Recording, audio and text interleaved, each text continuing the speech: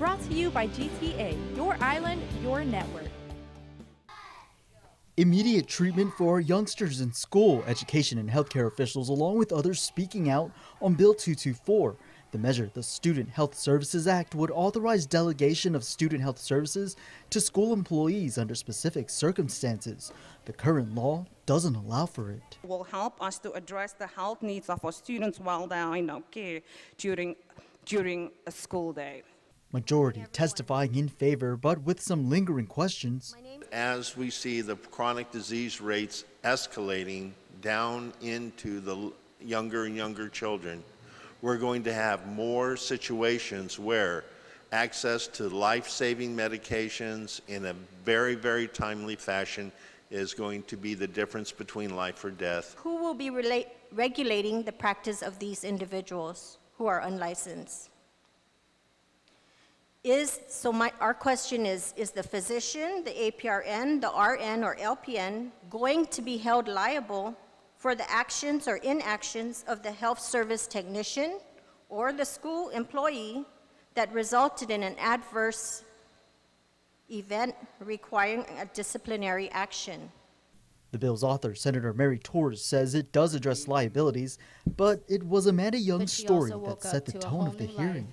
As a parent, you can say no, and so can the nurse, and so can any person who deems that person unfit. So it's not just anyone. KUAM met Amanda and her daughter Evie last summer. Amanda telling senators how they found out about Evie's condition 4 years ago, about the time Evie was getting ready to graduate from kindergarten. Instead, she was in the pediatric ICU in GMH under a coma, fighting for her life. And fight she did.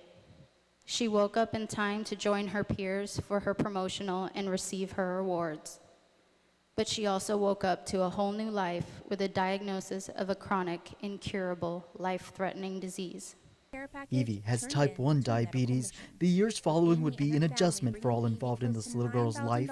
Amanda even opening up to senators about a second scare that occurred while Evie was at school. The day an emergency happened and a scenario we didn't account for occurred.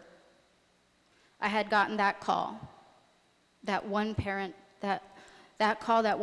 dread. Mrs. Young, Evie is fine, but she did have an emergency.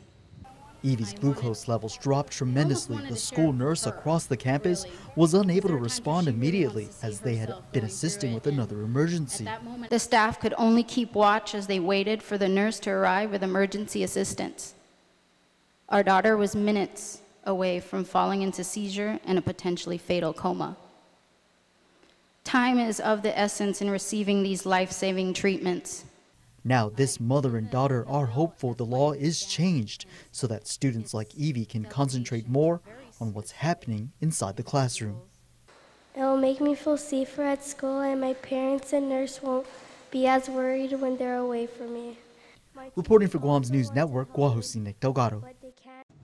Brought to you by GTA, your island, your network.